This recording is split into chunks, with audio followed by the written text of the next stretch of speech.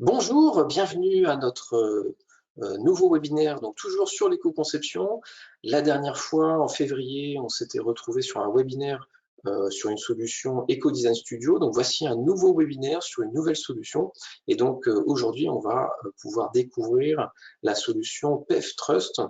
Et comme vous pouvez le voir à l'écran, donc une nouvelle solution qui est spécialisée en partie pour le secteur textile, linge de maison, chaussures, et qui est également prêt pour l'affichage de score environnemental, EcoScore à l'échelle française ou Green Claims à l'échelle européenne, comme on va le voir ensemble ce matin.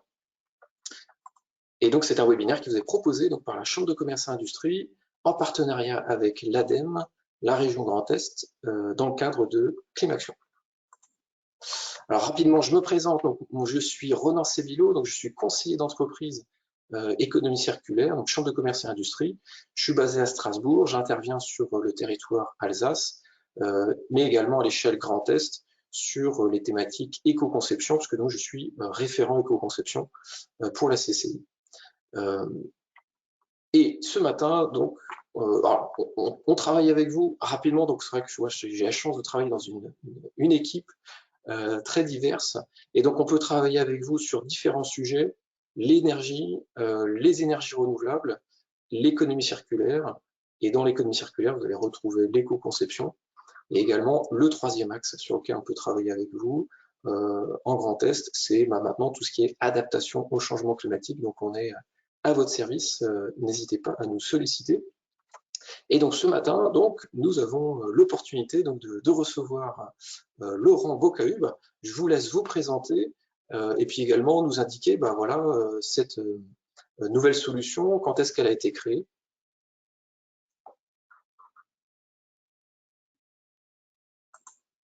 Hop, voilà, j'ai réactivé le micro. Voilà, merci. Bonjour Ronan, bonjour à tous. Merci de nous donner l'opportunité de partager avec vous ce matin.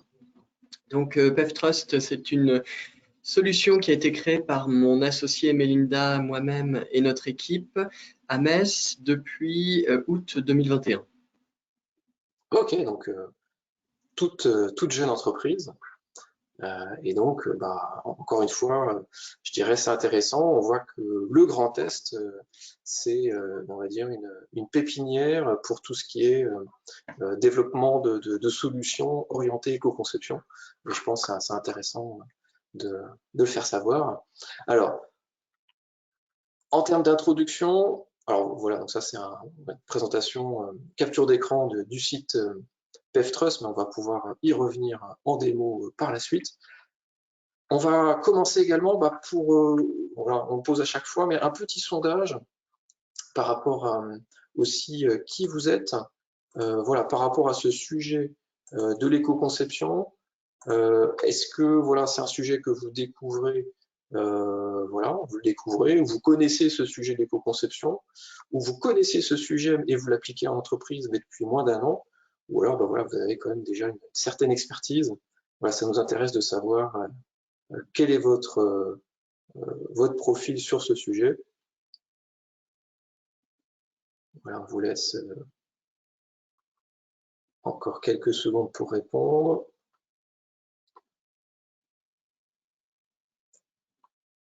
Allez, on va clôturer le sondage et le partager.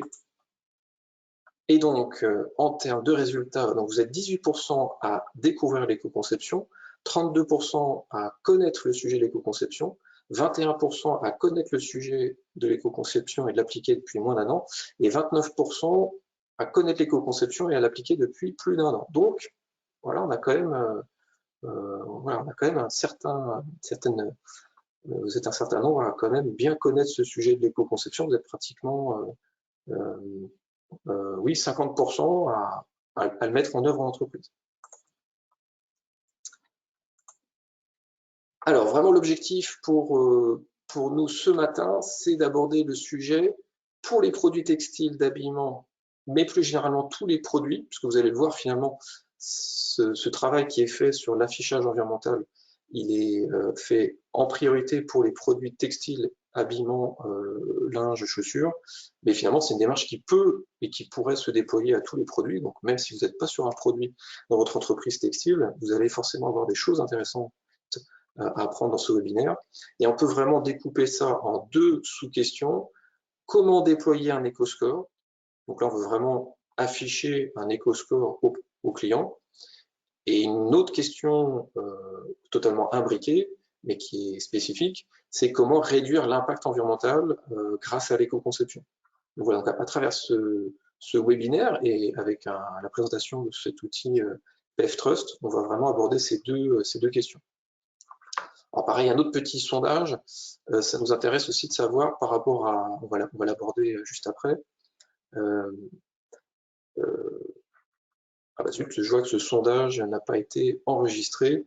Bon, bah, on vous le reposera une autre fois. Mais voilà, ça nous intéressait également de voir qu'est-ce qui vous pouvait vous motiver sur ce sujet. Est-ce que c'était en particulier tout ce qui était conformité à des nouvelles réglementations, ou ce qui vous motive, c'est plus le côté voilà, développer des produits à plus faible impact environnemental. Et là, je vois que ce sondage n'a pas été intégré. Alors, l'éco-score, ce qui est vraiment intéressant sur l'éco-score, c'est qu'en France, en tout cas, on a déjà finalement la chance d'avoir le Nutri-Score qui est déjà déployé. Alors, le Nutri-Score, c'est une démarche qui est non obligatoire, mais il est vraiment dans cet même état d'esprit de je prends un produit et sur le côté qualité nutritionnelle, on va me donner une note de A, B, C, D, E. J'ai pas besoin de vous le présenter parce que vous l'avez, enfin voilà, vous le voyez tous les matins au petit déjeuner. C'est vraiment intéressant pour les entreprises sur l'éco-conception parce que ça permet d'avoir un premier test en grandeur réelle d'utilisation d'un score sur des produits. Et je pense qu'il y a vraiment plein d'enseignements à aller chercher par rapport au Nutri-Score. Le Nutri-Score, qu'est-ce qu'on peut voir? Donc voilà, ça c'était un extrait d'un reportage France Info. Voilà, donc c'est des consommateurs qui vont dire ah bah ce produit CE, donc je le prendrai pas. Voilà, on essaye d'avoir une alimentation équilibrée et donc ça a une importance pour nous dans le choix des aliments qu'on va acheter. Donc on voit que ça a vraiment potentiellement un impact fort chez le client. Ça m'aurait intéressé d'aller chercher des sources, mais voilà, aujourd'hui, c'est à peu près 60% des produits alimentaires en France qui sont couverts par le Nutri-Score, et ce serait intéressant d'aller voir, je n'ai pas réussi à trouver des données sourcées, mais ça a potentiellement déjà fait évoluer les recettes, donc ça a déjà eu potentiellement un impact fort sur les recettes des produits. Et on voit également tout un mécanique qui se met en place, qui va être, voilà, les poissons gras, huiles céréales complètes vont voir leur note s'améliorer, donc le référentiel évolue et va être plus favorable à ces produits et va être défavorable à d'autres. Donc on voit que c'est vraiment un enjeu très fort pour faire évoluer un marché, donc là sur la nutrition. Alors, la question centrale par rapport à ce sujet, c'est, et vous vous posez sûrement tous cette question, c'est quand l'éco-score pourrait devenir obligatoire? Alors pour ça, je dois vraiment revenir loin dans le passé. Cette histoire, elle commence lors du Grenelle de l'environnement. Rappelez-vous, c'était en 2007. Donc c'est vrai que ça, c'est peut-être pas mal de monde l'a oublié, mais cette idée d'un affichage environnemental a été émise lors du Grenelle de l'environnement. Il s'est passé plein de choses ensuite. Donc il y a eu une phase d'expérimentation. 168 entreprises ont expérimenté on va dire, l'affichage environnemental avec chacune leur méthode d'affichage. Il y a un cadre technique qui a été développé au niveau français, un rapport qui a été transmis au Parlement, puis il a été décidé une phase de pré-déploiement. Ce qu'il faut remarquer, c'est qu'au niveau européen, et vous allez voir, c'est très important, il y a eu également des phases de développement de réglementation européenne avec une recommandation faite en 2013, une expérimentation, une phase pilote. Et puis on voit que quand même autour de 2018-2019, on avait un peu perdu de la visibilité sur où est-ce qu'on en était. Et je tiens à vous rappeler que lors de la Convention citoyenne, parmi les 150 mesures, le fait de mettre en place un affichage environnemental, ça faisait partie des éléments mis en avant par la Convention citoyenne. Est-ce que c'est pour ça que dans la nouvelle loi AGEC a été remis cet objectif d'affichage environnemental, peut-être, je ne sais pas, mais on voit ce côté pression des citoyens qui réclament des choses en environnement et peut-être réclament des affichages environnementaux.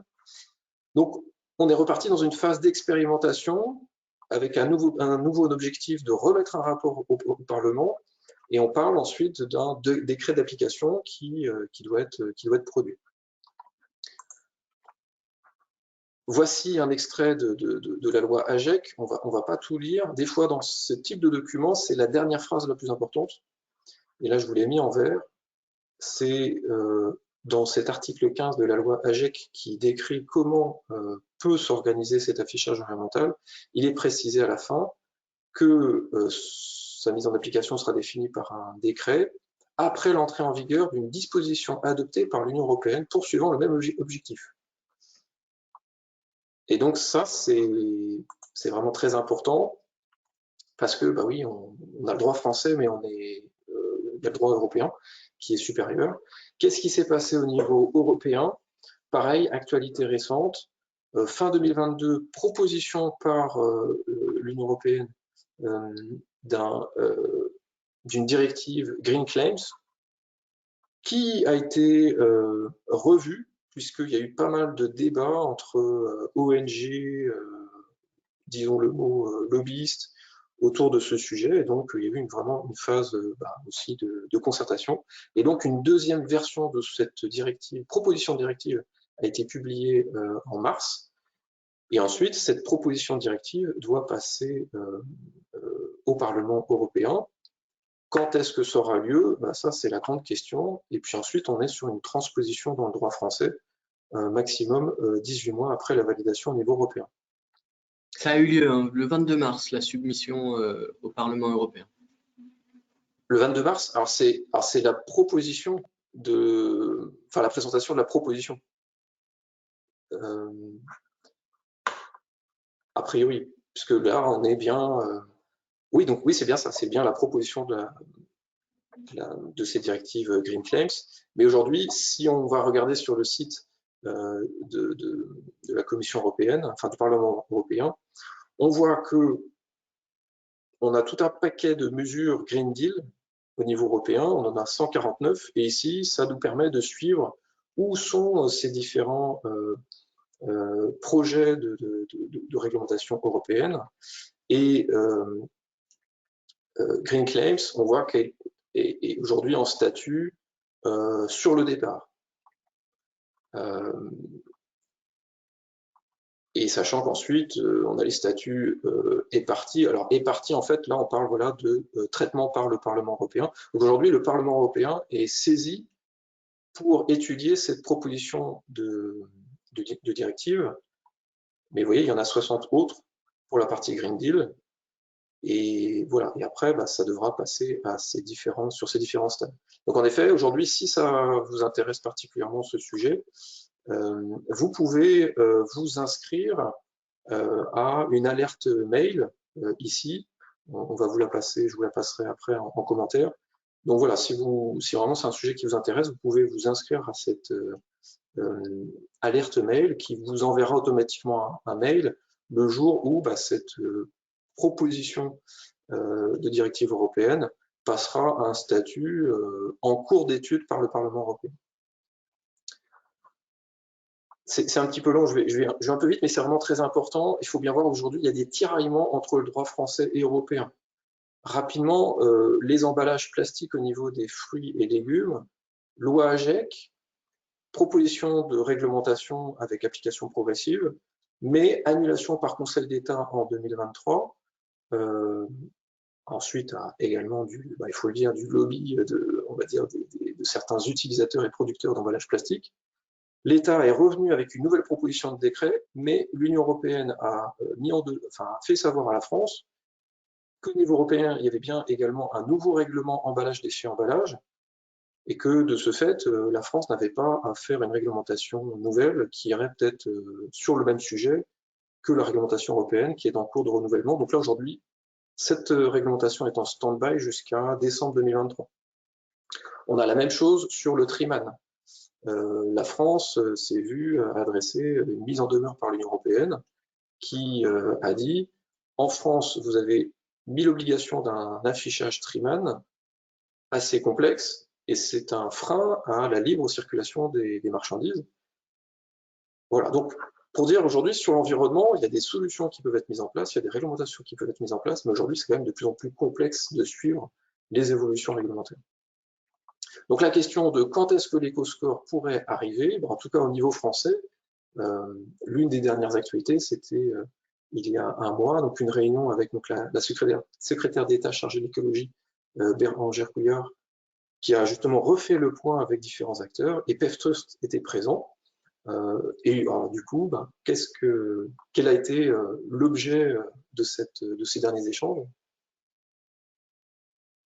Oui, effectivement, c'est une réunion qui s'est tenue le 17 mars et Madame la secrétaire d'État a rappelé l'attachement de la France à deux choses. Le premier, c'est de coller à un socle ACV, donc ACV pour analyse de cycle de vie, c'est-à-dire de faire une mesure objective basée sur de la science des différents impacts des produits de consommation, notamment des produits textiles.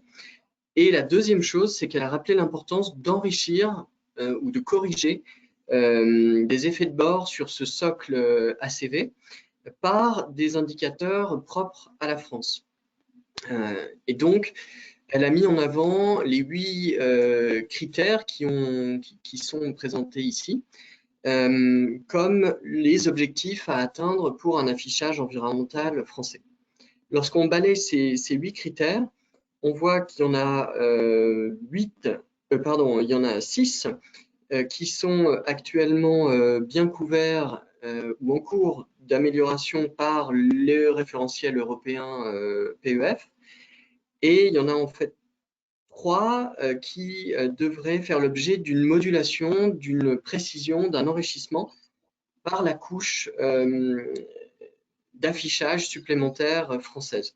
Ces 3 modulateurs, ce serait donc les microplastiques, un indicateur sur la quantité de microplastiques qui aujourd'hui un impact qui est difficile à appréhender en l'état actuel des connaissances scientifiques.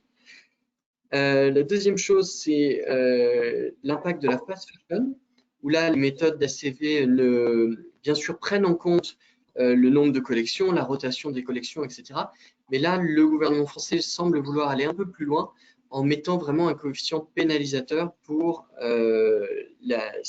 ce qu'ils appellent ou ce qu'on appelle communément la fast fashion. Et enfin, la valorisation des textiles reconditionnés. Là aussi, les techniques, les méthodes d'analyse de cycle de vie prennent en compte, évidemment, si un textile a été reconditionné, fabriqué à partir de matières recyclées ou reconditionnées. L'ensemble du cycle de vie est pris en compte dans la méthode PEF, bien sûr. Mais là aussi, le gouvernement souhaite aller un peu plus loin et mettre un bonus sur ces textiles reconditionnés. On devrait avoir confirmation de ces éléments à l'horizon du mois de septembre. Nous sommes d'ores et déjà conviés en mois de juin pour une réunion, pour un point de passage. Et en septembre, on devrait avoir connaissance du projet de décret qui fixera précisément les modalités de l'affichage environnemental français. Et donc, vous l'avez compris, une couche de base ACV-PEF, donc conforme à la méthodologie européenne, enrichie par une couche supérieure et des corrections par un format d'affichage, par un système de bonus-malus qui serait propre à la France. Voilà, donc c'est vrai que c'est bien une actualité qu'il faut suivre entre la volonté de l'État français et puis la volonté au niveau de l'Union européenne, enfin en tout cas de voir à quel rythme chacun souhaite avancer, et sachant qu'il y a quand même un jeu d'acteurs. Ce qu'il faut savoir, c'est que des fois l'Union européenne, si on attend que ce soit l'Union européenne qui mette en place des nouvelles réglementations pro-environnement, des fois rien ne se passe. Et c'est quand l'Union européenne voit que différents pays, l'Italie, l'Allemagne, la France, chacun met dans son coin, entre guillemets, des nouvelles réglementations, que l'Union européenne se réveille et dit « Ah bon, zut, il faut que je fasse un socle commun ». Donc voilà, donc il y a vraiment ce jeu d'acteurs qui est… Mais bon, on va dire c'est un un principe un peu démocratique. Alors, ensuite, à l'échelle de votre entreprise, en tout cas, merci pour ces précisions. Donc là, on voit aussi à nouveau cette importance, et le mot est lâché, de bien être en veille sur le sujet. Maintenant, revenons à l'échelle de votre entreprise. La question maintenant peut être pourquoi mettre en place une démarche d'éco-conception et ou éco-score. Alors là, en fait, tout simplement, on vous invite à utiliser les outils de l'éco-conception, notamment, on va dire, cette boucle d'éco-conception qui décrit le processus d'éco-conception assez classique. Et finalement, voilà, vous allez avoir une phase de lancement de la démarche d'éco-conception, une phase de diagnostic stratégique qui est des fois un petit peu enfin, pas forcément bien réalisée ou pas réalisée du tout. La partie diagnostic environnemental, voilà, quel est l'impact environnemental de mes produits. Une phase de mise en œuvre pour améliorer les produits, une phase d'éco-communication et puis une phase de bilan et perspective. Puis après, on refait des boucles.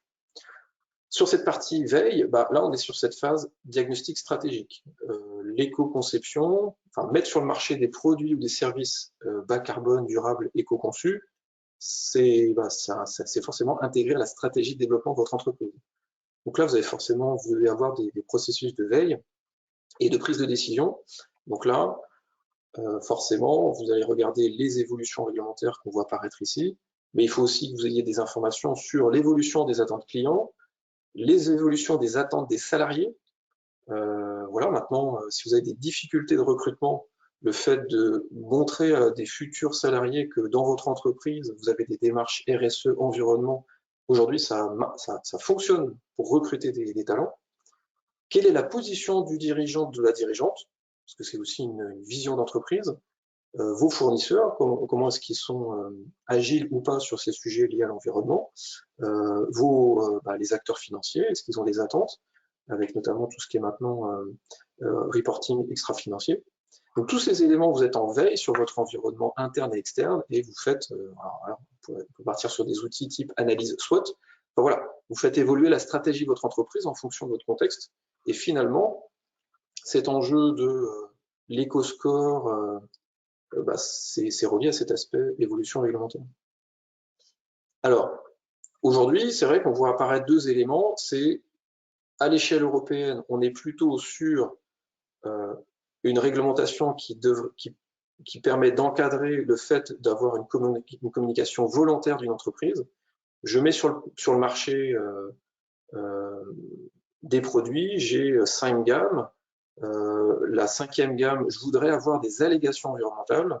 Alors l'Union européenne vous dit, vous voulez avoir une allégation environnementale, alors voici le cadre réglementaire auquel vous devez vous conformer. Par contre, si vous voulez pas communiquer sur l'aspect environnemental de vos gammes 1, 2, 3, 4, le contexte réglementaire européen ne vous y oblige pas.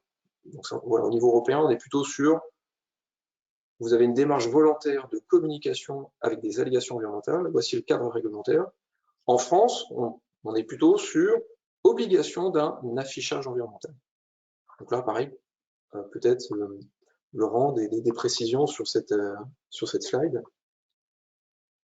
Effectivement, tu as bien résumé, Ronan.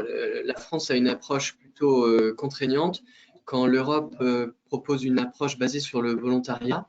J'ajouterais simplement que ce que dit l'Europe aujourd'hui, en l'état actuel de la directive, c'est que pour qu'une Green Claims, donc une allégation environnementale, soit valide vers le consommateur, il faut qu'elle respecte 3 choses.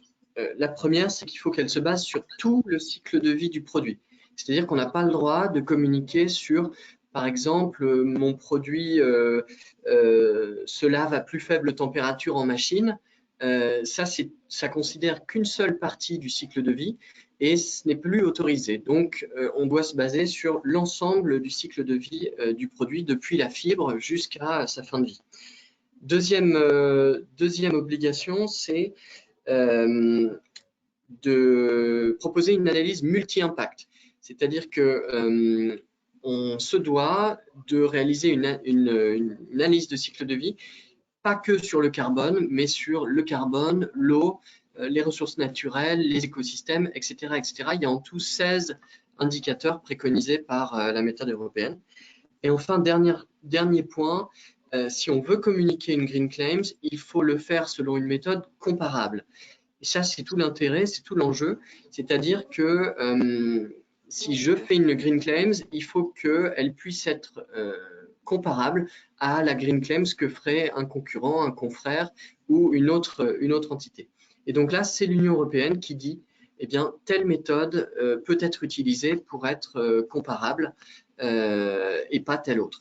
Et pour l'instant, en l'état actuel de la directive, il y a la méthode PEF qui est citée dans la directive. La porte est ouverte pour d'autres méthodes éventuelles qui pourraient demain se développer. Mais aujourd'hui, la méthode PEF est ce qui est de plus abouti, de plus avancé et de plus, je dirais, communément accepté en Europe et même au-delà pour soutenir une Green Claims. Ok, très bien. Et voilà, donc tout ça, c'est très subtil parce qu'il y a aussi cette notion de chercher un consensus commun. Voilà, si l'Union européenne arrivait en disant c'est cette méthode, vous devez l'appliquer, bah derrière, il y a eu beaucoup de levées de boucliers. Là, maintenant, on va dire le cadre de la future directive s'est un peu assoupli, mais il y a quand même cet objectif de, il faut que les méthodes soient comparables les unes avec les autres. Voilà, donc ça, c'est ce qui était résumé sur cette slide. Alors, maintenant, voilà, pourquoi l'engager?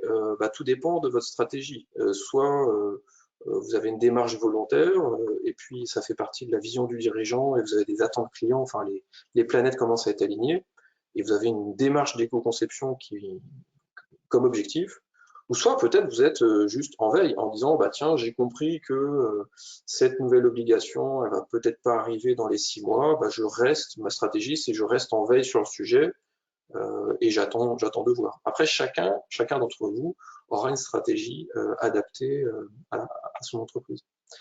Si maintenant vous avez validé le fait que vous voulez mettre en place une démarche d'éco-conception et ou l'éco-score que vous pouvez engager de manière volontaire, maintenant comment est-ce qu'on avance?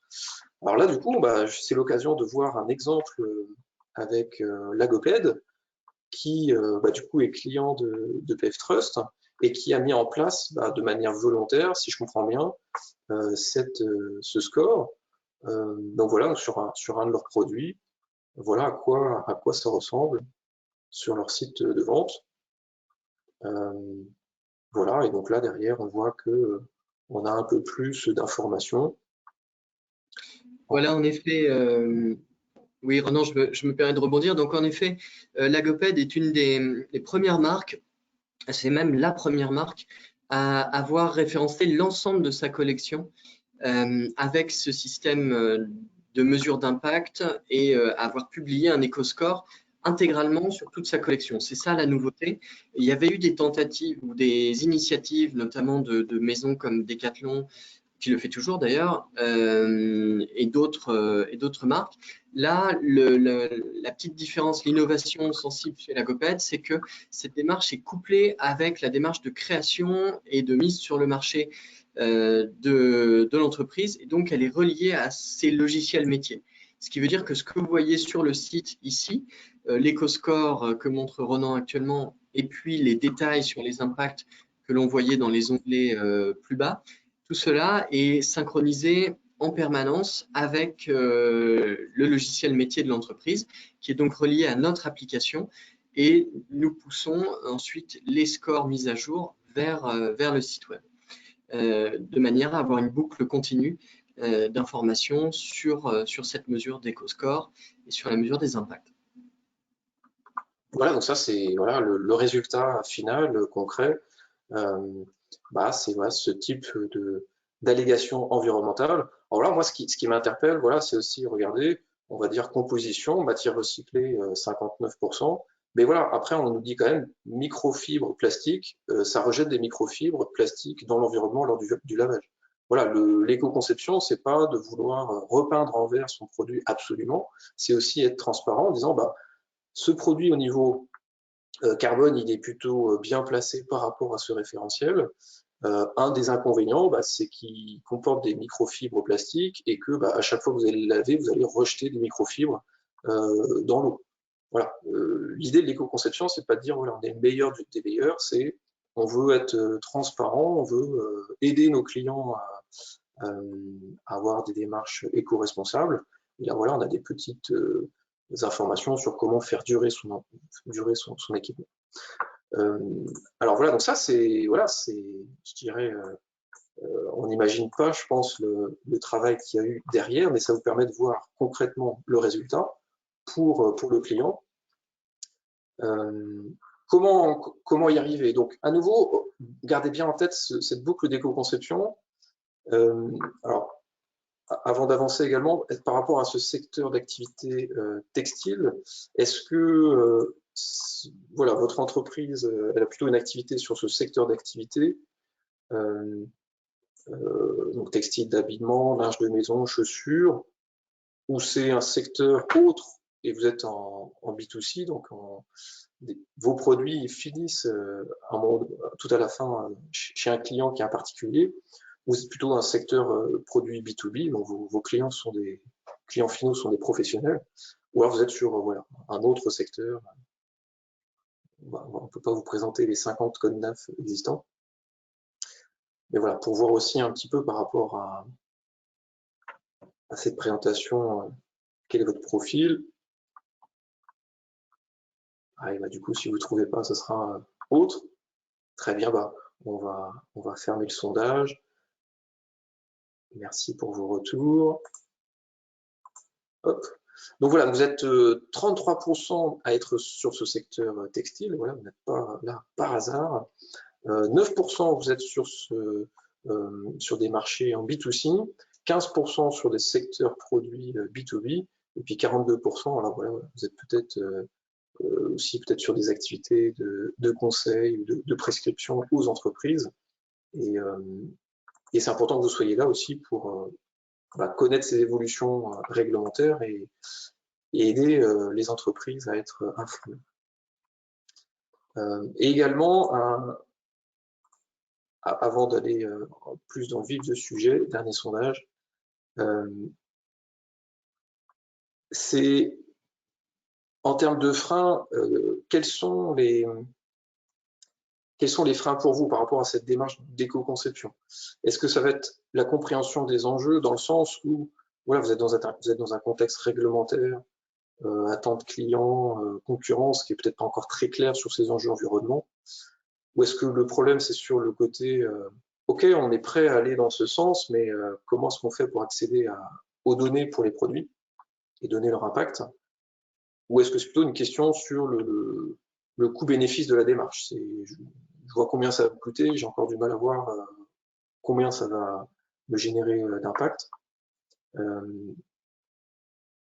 Ok, bah, merci pour vos retours. Pareil, donc 16% compréhension des enjeux, non, c'est pas forcément un frein majeur pour vous. 80% disponibilité des données et 40% le coût-bénéfice de la démarche. Voilà, bah super, bah merci pour vos retours. C'est vrai que c'est des sujets centraux. Alors maintenant, comment y arriver comme pour l'exemple de l'Agoped, on ne va pas rentrer trop dans le détail, mais l'affichage environnemental, c'est basé sur des méthodes scientifiques. Et derrière, il y a tout un travail qui est fait pour agréger ces impacts et obtenir un score unique. Par rapport à cet outil, et là on rentre dans le vif du sujet, l'objectif c'est que vous avez une démarche d'éco-conception, vous allez avoir des besoins, et à partir de ces besoins, vous allez regarder des outils et voir si ces outils répondent à vos besoins. Ça, c'est vraiment la bonne manière d'avancer, définir vos besoins et voir si les outils y répondent. Et alors, ce qui est intéressant, c'est qu'avec l'éco-score, finalement, on est tout de suite sur ce processus marketing et communication d'entrée de jeu. On va dire, voilà, l'une des finalités, c'est afficher auprès de mon client une étiquette environnementale. Retenez rapidement que ce type d'outil permet d'un côté, vous rentrer votre nomenclature de produits, donc le grammage de matière, les emballages, la logistique, etc. Et l'outil va vous permettre de les associer à des bases de données d'impact environnemental pour vous permettre d'obtenir une évaluation environnementale. Donc, comme pour EcoDesign Studio, bah voici les critères qu'il faut enfin, voici les besoins que vous avez. Si vous voulez faire l'éco-score, un des besoins importants, c'est que vous devez vous assurer que l'outil doit vous permettre d'être conforme au cadre réglementaire. Donc là, on est vraiment sur la notion de compliance et également de comparaison possible. L'outil doit permettre de sélectionner la base de données d'impact pertinente. Alors, vous allez arriver avec vos données physiques de produits, et vous allez les associer avec une base de données. L'outil doit vous permettre de faire cela. La question, c'est que l'outil doit permettre de saisir facilement les données d'inventaire de cycle de vie. Un grand volume, là, vous partez directement dans un objectif qui sera peut-être de dire toute ma gamme de produits, je veux avoir un affichage. Donc là, vous allez tout de suite avoir un grand volume. Et dernier point très important, bah, c'est vous avez fait un travail de collecte de données, de paramétrage, d'évaluation. À un moment donné, ce sera important de voir si potentiellement un acteur externe peut aller voir comment vous avez travaillé, vérifier la modélisation, voir si elle est faite selon les règles de l'art. Voilà. Et donc, nous arrivons maintenant à cette phase tant attendue, où voilà, par rapport à PevTrust, comment PevTrust permet de faire cela.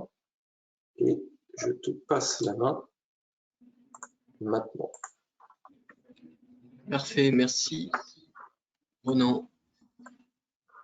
Donc là, normalement, je partage mon écran. Est-ce que vous le voyez? Oui, tout à fait. Ok, parfait. Merci. Je vais présenter en 10 minutes notre plateforme, ce que nous faisons, et on laissera, je l'espère, du temps pour questions. Donc, PevTrust, c'est une plateforme d'analyse de cycle de vie destinée aux marques dans 3 univers, la mode, la maison et les équipements outdoor. Pour ces marques, on réalise des éco-scores, de l'éco-design et puis de l'affichage environnemental. Pour cela, on a une plateforme qui est régulièrement auditée, notamment notre dernier audit date de la semaine dernière par l'AFNOR Certification, qui a pu valider notre conformité au référentiel. Vous voyez ici sur la droite de l'écran le type d'indicateur que l'on va retrouver lors de la démonstration. Et notre outil se présente sous la forme d'une interface web qu'on peut utiliser comme telle en tant qu'interface ou qu'on peut relier directement par ce qu'on appelle des API au système informatique des marques pour automatiser la démarche que je vais vous montrer, qu'on va faire ensemble à la main dans quelques minutes. Cette plateforme, elle est disponible sur abonnement et au travers de 4 modules différents qui sont activables au choix. Un module de base qui est l'éco-scoring, donc le calcul, l'évaluation, le calcul des scores et des 16 impacts du produit. Un module de conformité qui permet de pousser ces informations-là dans le format conforme vers le consommateur sur une étiquette ou sur un site web. C'est ce qu'on a vu avec l'exemple de Lagoped. Un module 3 qui permet spécifiquement de faire de l'éco-design, donc d'améliorer le score qu'on a obtenu. Et enfin, un module qu'on propose en partenariat avec d'autres solutions sur de la traçabilité amont, c'est-à-dire lorsqu'on veut venir valider, certifier la donnée qui remonte dans l'outil. Et pour terminer, avant de passer à la démonstration, j'ai bien noté que une majorité d'entre vous se posent des questions sur comment collecter la donnée. Donc, on va insister sur cet aspect pour vous dire que le message principal ici, c'est que même avec une donnée très standard, c'est-à-dire simplement la composition en matériaux de vos produits, vous pouvez obtenir un éco-score et les 16 résultats d'impact. Alors, comment c'est possible? Eh bien, c'est parce qu'en fait, on va venir compléter votre donnée avec des données par défaut, des données moyennes au niveau européen, qui vont simplement avoir le mérite de vous permettre rapidement de vous projeter sur un score, sans avoir à attendre de rentrer dans une démarche de collecte de données qui prend généralement plusieurs mois, voilà, et qui est une démarche structurante au sein de l'entreprise. Cette note de niveau standard, elle suffit déjà à satisfaire à la réglementation. Néanmoins, il est conseillé, avant de communiquer vers le public, d'aller un petit peu plus loin et d'avoir ce qu'on appelle un quality score, donc le score de notre score, l'indicateur de robustesse de cet éco-score. On conseille, nous, généralement, à nos partenaires de se positionner au niveau avancé, c'est-à-dire d'avoir au moins les matières, les provenances, et puis les quelques procédés clés qui vont permettre d'avoir une meilleure robustesse, une meilleure fiabilité sur cet éco-score. Pourquoi? Eh bien, c'est tout simplement parce que lorsque vous allez commencer à calculer un score, et si demain vous l'affichez, eh bien, très vite, on va vous demander, OK, mais quelles sont les hypothèses derrière? Comment a été obtenu ce score? Et si la réponse, c'est 90% de la donnée, c'est de la donnée moyenne, eh bien, vous comprenez évidemment que ce n'est pas très satisfaisant. Donc, ici, on est plutôt à ce niveau-là sur un 30-70, c'est-à-dire 30% de données spécifiques à vos produits et 70% de données génériques. Mais l'intérêt, c'est que cette donnée spécifique, elle est vraiment là où ça compte, là où l'impact est le plus important. Et puis, bien sûr, on peut accompagner jusqu'au niveau expert pour aller vraiment réaliser des simulations parfaitement spécifiques, parfaitement customisées sur vos produits à vous. Voilà, donc je vais basculer sur une fenêtre web pour vous montrer donc à quoi cela ressemble en pratique. Voilà, donc ici on arrive sur notre interface de démonstration sur laquelle eh bien, vous avez un mot de passe et un login pour chacun de vos utilisateurs. Ici, ce qui va nous intéresser, ce sont les deux fonctionnalités qui apparaissent ici à l'écran. La possibilité de générer une nouvelle évaluation par catégorie de produits, chaussures, vêtements et puis matières, produits intermédiaires. Ou alors la capacité de venir retrouver dans votre librairie l'ensemble des produits que vous avez référencés par le passé ou que vous êtes en train de référencer, ou l'ensemble de votre catalogue qui a été aspiré automatiquement par notre API depuis votre système informatique, qu'on parle de fichiers Excel ou de logiciels métiers tels que ERP ou PLM. Donc pour l'exemple, on va venir ici réaliser une évaluation en partant par exemple sur une veste. Oui, je suis passé un peu vite, pardon. Vous voyez donc que les produits sont classés par, le système est organisé par grande catégorie de produits. Et derrière chaque catégorie de produits, on va trouver un ensemble de données par défaut. C'est-à-dire que lorsqu'on va venir ici, par exemple, sélectionner une robe longue, eh bien, on va venir peupler des données. Vous voyez ici 300 grammes, 70 cycles de portée, un indicateur de réparabilité, et ainsi de suite. On va venir peupler avec des données par défaut sur l'ensemble du cycle de vie de votre produit. Ici, vous voyez des procédés de confection, des scénarios de distribution, depuis le fabricant jusqu'à votre hangar central, le scénario de distribution ici, depuis le hangar central jusqu'au consommateur, avec des scénarios moyens de distance parcourue en voiture, par exemple, des hypothèses sur votre packaging, etc., etc. Et ainsi de suite jusqu'à la fin de vie du produit. Donc ceci, encore une fois, ce sont des hypothèses moyennées qui vont avoir l'avantage de permettre une simulation rapide, mais qui sont entièrement customisables. Donc c'est-à-dire qu'on peut vraiment venir écraser et remplacer par votre donnée l'intégralité des produits, des paramètres ici dans ce logiciel. Il faut savoir qu'il y en a en tout 200 paramètres qui peuvent prendre une quarantaine de millions de possibilités lorsqu'on les combine ensemble. C'est pour vous donner une idée de la puissance de calcul et de la spécificité qui est derrière. Donc ici, on va réaliser un produit test. J'avais parlé d'une veste, mais puisqu'on est sur les robes, on va rester là-dessus.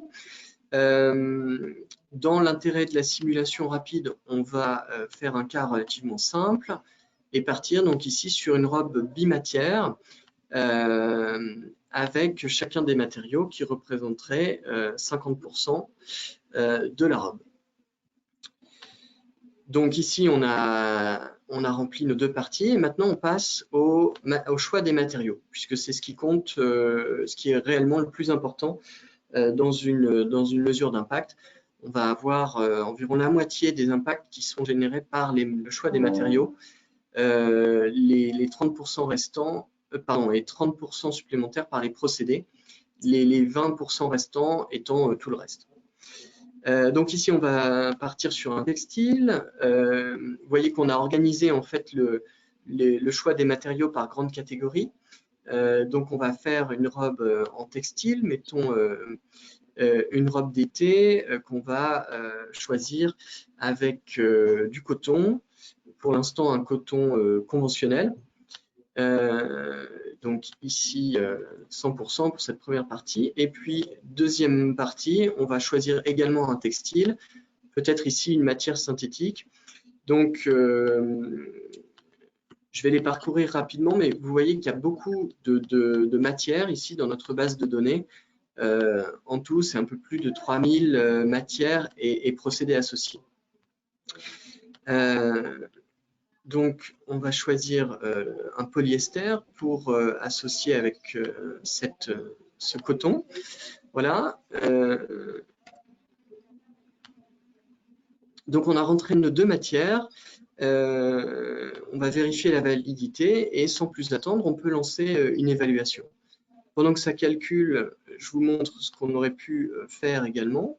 On aurait pu ajouter un certain nombre d'accessoires, par exemple, ici des boutons, des boucles, des élastiques, des œillets, etc., des fermetures éclairs, etc., etc.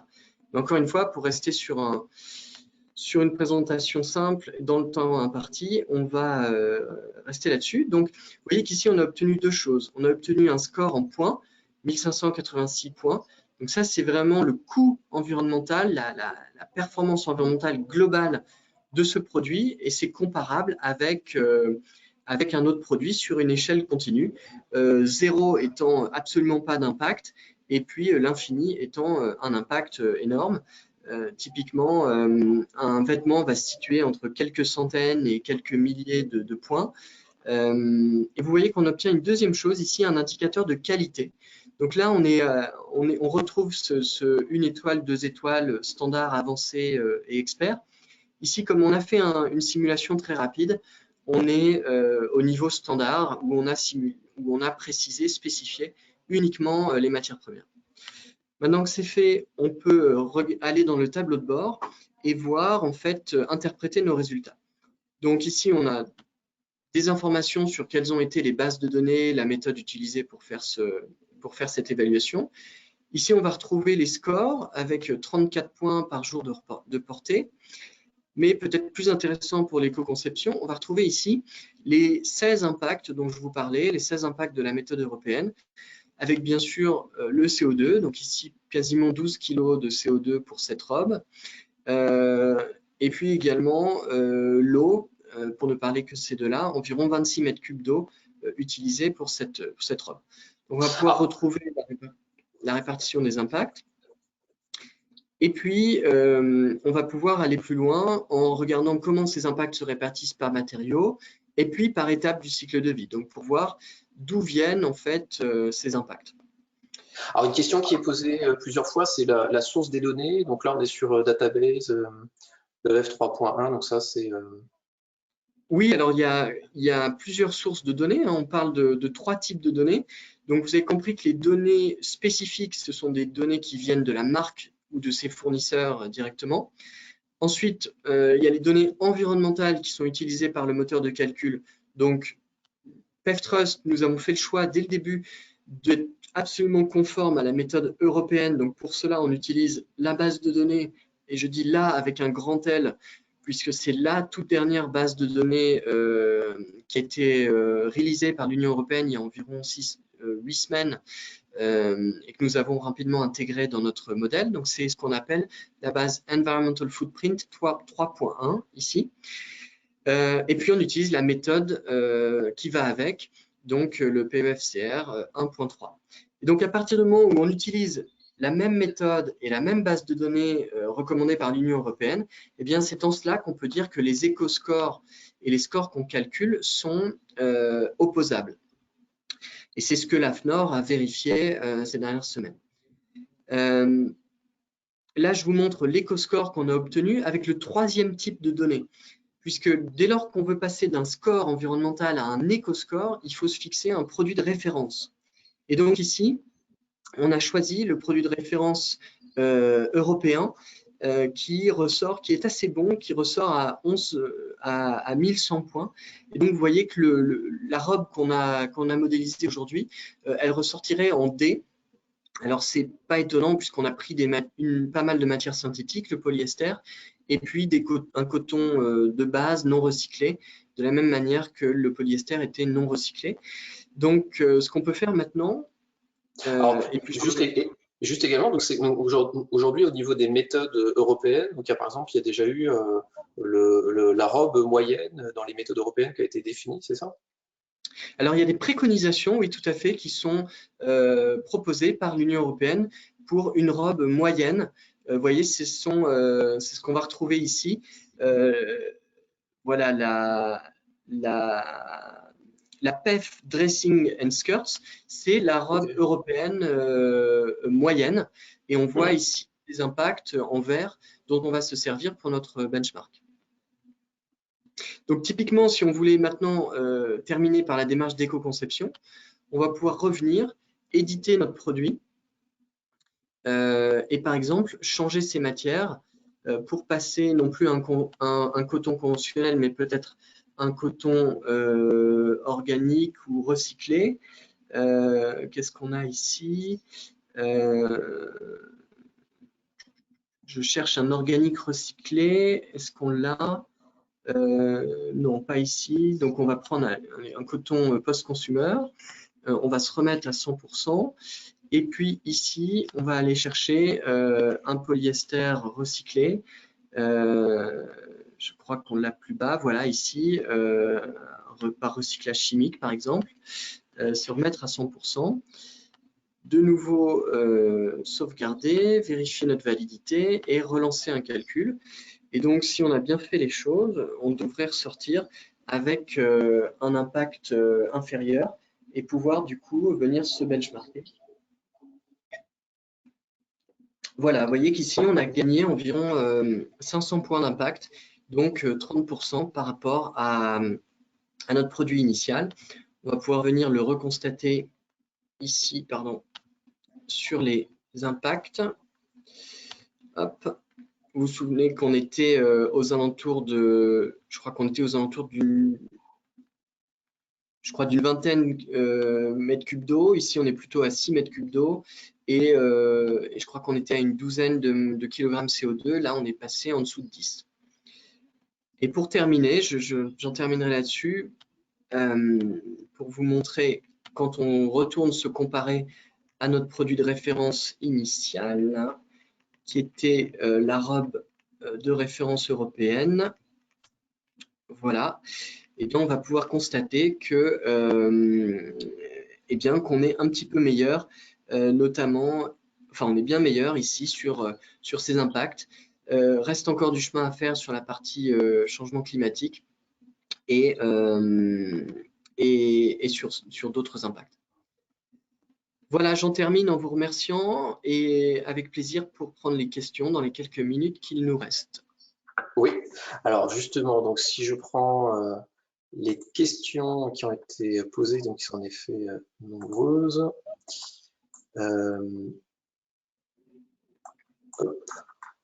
Alors, une question un peu. Alors, est-ce que c'est possible de tenir compte du nombre de lavages? Donc, il me semble que oui, c'était présent dans les données oui, absolument. de simulation. Absolument.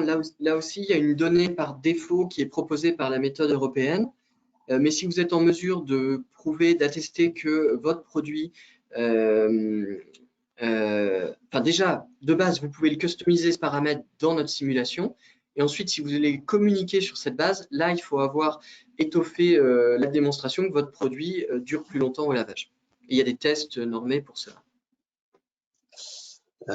Et pareil, donc il y a bien la prise en compte des transports, produits semi-finis, etc. Donc ça, on l'a bien vu également. L'outil, est-ce que l'outil est disponible en français? Alors bientôt, c'est une demande de plusieurs de nos clients, donc nous sommes en train de configurer l'interface en français, donc ce sera disponible à l'horizon de la rentrée septembre. Ok. Pareil, là, on repasse sur le cycle de vie. C'est comment est définie la fin de vie? Est-ce que, voilà, est-ce que dans la méthode européenne, il y a également une fin de vie standard C'est qui est ça, décrite? la même logique. Vous avez par catégorie de produits des scénarios de fin de vie avec une partie en décharge, une partie recyclée, une partie incinérée. Et là encore, on peut s'adapter, customiser à vos spécificités techniques et de marché. Ok. Alors, est-ce que ça marche aussi avec des étoffes de tissu et pas un produit fini? Donc là, on est voilà, plutôt sur le produit semi-fini. Oui, c'était le Oui, baume. absolument. Exactement. C'est la fonctionnalité BOM sur laquelle je suis passé rapidement, Mhm. qui vous permet de modéliser un carré d'étoffe ou un fil qui soit guipé ou carné ou quoi que ce soit. Effectivement, on peut s'arrêter au produit semi-fini. Apparaît aussi question pour une entreprise qui travaille dans le secteur EPI chaussures, dans lequel il y aura par exemple des coques de protection en fibre de carbone. Si ça, c'est pas présent dans les bases de données standards, est-ce que c'est possible de le resimuler? Oui, tout à fait. En fait, c'est présent dans la toute dernière base de données qui a vraiment fait un saut quantique par rapport à ce qu'on avait avant. Donc, et on travaille actuellement avec un fabricant d'équipements pour la moto, notamment, qui a ce même type de bottes renforcées. Donc, tout à fait, il suffit en fait de créer une partie de la chaussure. Et ce qu'on fait généralement, c'est qu'on on va avec nos clients créer quelques grands modèles génériques euh, pour pour chaque produit, pour chaque grande gamme de produits. Voilà. Et à partir de ces quelques modèles, on va pouvoir ensuite automatiser la saisie et l'adaptation de ces grands modèles. Ok, très bien. Alors désolé, on ne pourra pas prendre toutes les questions, mais également en termes on va dire, on est sur quel ordre de prix? Donc, on propose plusieurs forfaits en fonction des fonctionnalités qui vont être souhaitées et également en fonction du nombre de modèles que vous allez vouloir gérer en librairie. Typiquement, on commence à partir de 70 € par an et par modèle géré, jusqu'à quelques euros par an et par modèle lorsqu'on est sur plusieurs milliers, plusieurs dizaines de milliers de références en catalogue. Donc, si je devais donner une fourchette, on va commencer à 5 000 € par an en abonnement pour une centaine de références et puis jusqu'à aux alentours de 100 000 € par an pour 25 000 références. Mais évidemment, je suis disponible sur demande pour faire des cotations plus personnalisées en fonction de vos spécificités, vos nombres de volumes et de vos priorités. Ok, très bien. Et aussi, bah, vous le verrez dans le questionnaire de satisfaction qu'on vous invite bien sûr à renseigner. Bon, on vous pose la question, est-ce que vous voulez faire, on va dire, utiliser une version test de PevTrust? Je crois que c'est 5 jours. Bon, voilà. Donc, si ça vous intéresse, cliquez sur oui. Et du coup, vous recevrez bah, un email avec, j'imagine, un accès à une version démo PevTrust. Absolument, oui, la plateforme peut être utilisée gratuitement pendant 5 jours pour vous permettre de vous y familiariser. Puis on organise régulièrement des webinars d'onboarding pour vous aider à rentrer dans l'ensemble des subtilités. Parce que pour conclure, je dirais que c'est un peu un outil comme Adobe, vous savez, le logiciel pour les PDF. On peut l'utiliser de manière très simple, juste pour faire un premier calcul basique comme je vous l'ai montré, ou alors on peut rentrer dans ces fonctionnalités et pousser jusque très très loin la spécificité des simulations. Tout dépend en fait de vos priorités et de votre démarche. Ok, très bien. Une toute dernière question peut-être, c'est est-ce que tout doit être réalisé par l'entreprise et est-ce qu'il y a des consultants pour apporter de l'aide? Oui, tout à fait. Très bonne question. On travaille assez souvent, effectivement, avec des consultants qui vont faire l'intermédiaire entre nous et la marque pour aider la marque à collecter ces données, inscrire tout ceci dans un processus durable et optimisé. Donc, si c'est un souhait également, on peut mettre en contact avec des partenaires consultants adaptés à toute taille d'entreprise, qu'on parle de petites marques ou de très grosses maisons. Ok. Et vraiment toute dernière question, à nouveau sur la base de données. Donc la base de données qui est utilisée, c'est Environmental Footprint, donc la base de données européenne. Mais est-ce que c'est possible d'utiliser aussi des bases de données type EcoInvent? Oui, tout à fait. On utilise en fait plusieurs versions. Je vous ai parlé que de la base EF 3.1. C'est-à-dire que tout dépend de ce que vous voulez faire. Si c'est pour communiquer vers le consommateur, on vous branchera uniquement la base EF 3.1 qui est aujourd'hui la seule approuvée pour faire cela. Mais on travaille également avec d'autres bases de données privées, dont EcoInvent, et là pour vous permettre de modéliser des scores pour vous. D'accord, mais ça ne permettra pas d'avoir la compliance au niveau européen. Donc ça, c'est voilà, c'est aussi, je dirais, la valeur ajoutée de l'outil, voilà, Tout à fait. de rester conforme.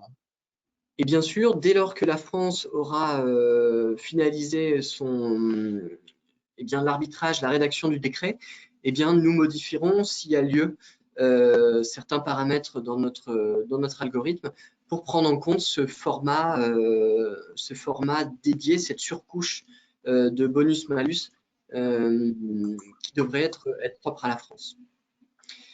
Voilà, je vous remercie. Très bien, merci pour les échanges. Vous avez un déplacement en physique prévu, donc on va vous libérer.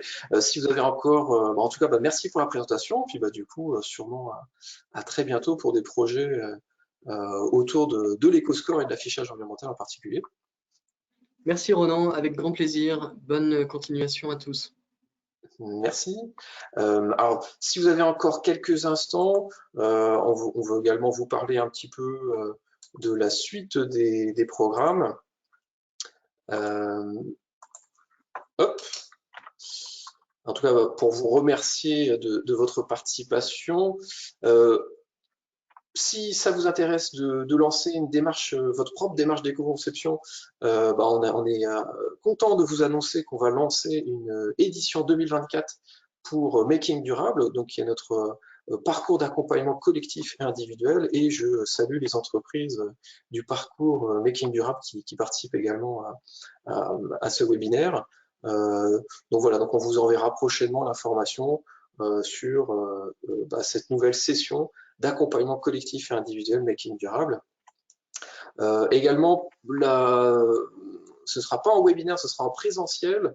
On vous propose également des ateliers découvertes sur un outil de créativité. L'éco-conception, une des clés de voûte d'une démarche d'éco-conception, c'est l'animation d'ateliers de créativité pour éco-concevoir les produits. On voudrait vous faire découvrir justement un outil qui a été développé par Amulis. Donc on a plusieurs dates proposées sur le grand test. Pareil, vous recevrez par mail très rapidement une invitation pour ces ateliers. Donc c'est en présentiel.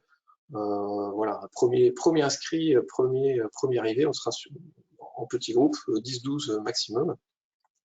Et puis également, on a parlé d'éco-conception, on va très loin avec l'éco-conception, c'est un vrai levier pour l'adaptation, pour limiter la crise climatique. Mais n'oubliez pas que voilà, il y a aussi une manière d'avancer sur l'économie circulaire, c'est les déchets. Donc on va dire si aujourd'hui dans votre entreprise, vous êtes basé dans le Grand Est, vous dites tiens finalement mes bennes déchets elles débordent un peu, hein, voilà. J'espère que c'est quand même mieux trié qu'ici, mais en tout cas si vous voulez avancer aussi sur le sujet limiter la production de déchets ou les trier, vous pouvez faire appel à la CCI. On peut faire avec vous ce qu'on appelle une visite matière et déchets. Ça vous permet voilà, d'obtenir en retour une liste d'actions qu'on vous préconise pour alimenter votre plan d'action pour réduire, réutiliser, limiter la production de déchets. Et puis également, actualité forte sur l'économie circulaire, n'oubliez pas, on a également le 25 mai prochain l'éco-event, donc qui sera cette fois-ci sur économie circulaire, quelle croissance dans un monde sobre en ressources. Voilà, avec vraiment toute une série d'intervenants passionnants pour avancer sur le sujet de l'économie circulaire et l'intervention également de Corinne Lepage, qui sera notre grand témoin cette année. Voilà, en tout cas, merci pour votre participation. On compte sur vous pour répondre au questionnaire de satisfaction. Et voilà, ça vous permettra notamment de nous indiquer si vous êtes intéressé par une version test de PevTrust. Voilà, merci encore pour votre participation et à très bientôt.